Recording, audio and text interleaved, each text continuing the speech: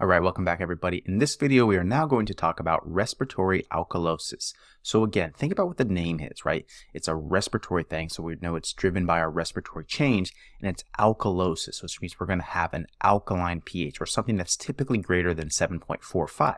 Remember, don't get confused with the difference between pH and protons. When we talk about increasing our pH level, that is decreasing our overall protons. Sometimes students get confused here when they're going through a practice question where they understand these concepts, but they go to it a little too quickly and they see an elevated pH and they think, oh, that must mean an elevated level of protons. But remember, there's an inverse relationship because more protons is going to create more of an acidic environment.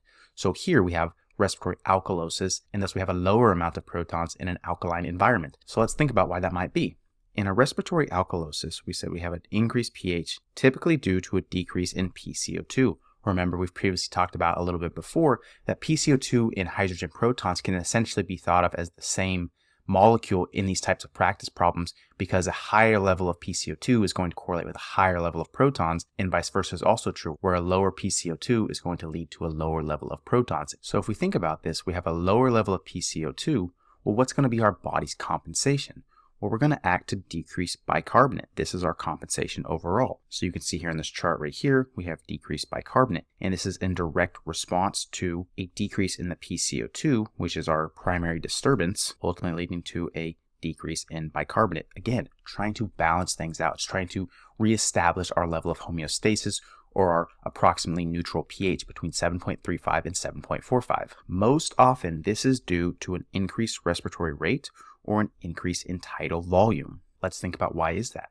Well, if you recall, changing our respiratory or increasing our respiratory rate is going to offload more CO2. Typically, we inhale to bring in oxygen and we exhale to offload CO2. So if we're doing that more frequently, that's going to decrease our CO2 overall. Similar thing with the tidal volume here. So if our typical tidal volume is something around this range right here, but then we start taking bigger and deeper breaths, our tidal volume might get something to around this range right here. And this is overall going to cause a decrease in the amount of PCO2 in our body. So when you go to think about respiratory alkalosis, you're really just thinking about things that change our breathing, what makes us breathe faster or makes us breathe deeper.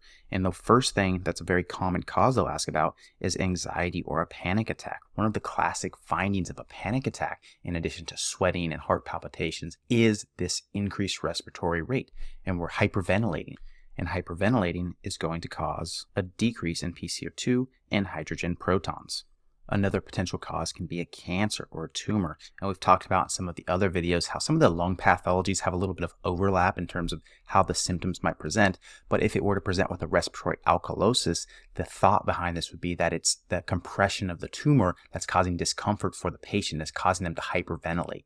And that's a way that can cause respiratory alkalosis. But again, with some of these lung pathologies, you can get kind of a mixed presentation in terms of different acid-base disturbances. The next one we're going to talk about that's very highly tested is high altitude, which can ultimately cause hypoxemia. And the question is, why is that? The reason is at higher altitudes, we have decreased atmospheric pressure. So if there's decrease in atmospheric pressure, this can cause a decrease in the PO2 within the body, which is going to lead to an increased respiratory rate. Our body is seeking oxygen, and if it doesn't feel like there's enough there, or there's not enough pressure in the atmosphere to give us the oxygen we need, we're going to essentially hyperventilate or increase our respiratory rate to try and bring in more oxygen. Doing so is going to ultimately lead to a couple other changes in the body. One is that if we increase our respiratory rate, what's that going to do to our PCO2?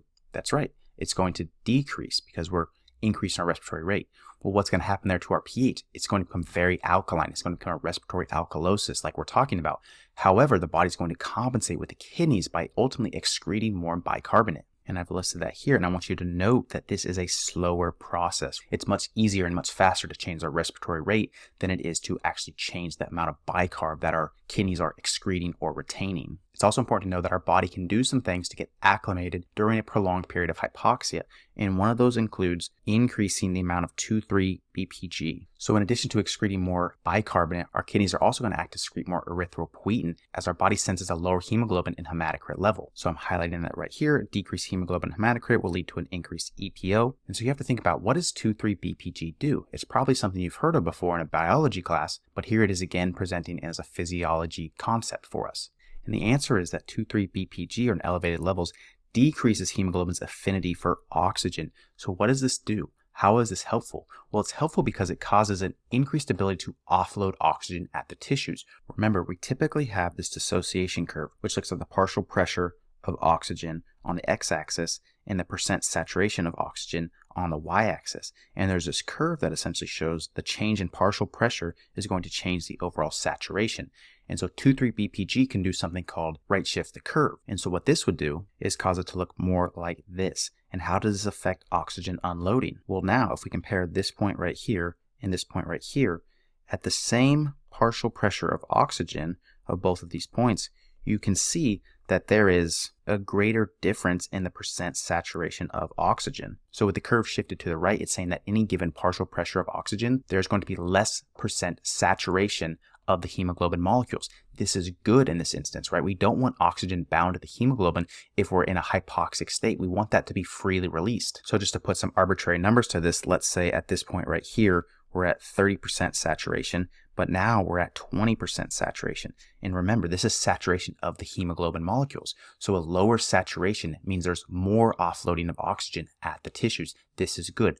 This is what we want in this particular case. And the other way we can acclimate to a higher altitude is by giving prophylactic acetazolamide, which is a medication that ultimately leads to an increased excretion of bicarbonate. Recall that acetazolamide is a carbonic anhydrase inhibitor that works in the proximal convoluted tubule to ultimately decrease total body bicarbonate stores. And why is this useful? Because remember, patients who hyperventilate ultimately create a respiratory alkalosis. And if we're causing them to somehow excrete more of their bicarb, it essentially counteracts the respiratory alkalosis that is going to form. And I've highlighted that here. Acetazolamide is going to ultimately counteract respiratory alkalosis. How? By increasing bicarbonate excretion from the body. Next, we'll move on to the last couple for this video. So pain, right? Anytime we have pain, it's reasonable to think that that can cause us to essentially hyperventilate, particularly if you have like rib pain or something that's causing you to breathe shorter and shallower breaths. That can cause a respiratory alkalosis. Additionally, pregnancy can cause a respiratory alkalosis. There's a variety of different reasons for this, but one of the main ones is that progesterone can actually stimulate the respiratory center,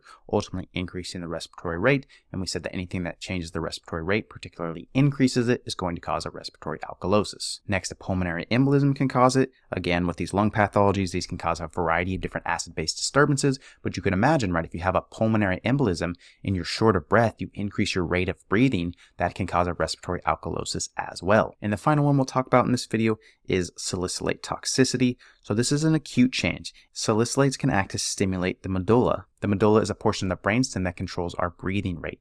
So if we stimulate this and we increase our respiratory rate, this is going to cause more release of PCO2, again causing a respiratory alkalosis. And it's important to remember that with salicylate toxicity that we can get two different metabolic disturbances. So early on we said that you stimulate the medulla, you stimulate the respiratory centers in the brain to increase respiratory rate. That is going to of course cause a respiratory alkalosis. But remember, it can also cause an increased anion gap metabolic acidosis. And the reason that you can also get an increased anion gap metabolic acidosis is because a salicylate toxicity can actually cause uncoupling of oxidative phosphorylation in the electron transport chain. And if you can't do this, then you can't do aerobic respiration, and thus you're forced to do anaerobic respiration at the end of glycolysis. This ultimately causes an increased level of lactic acidosis.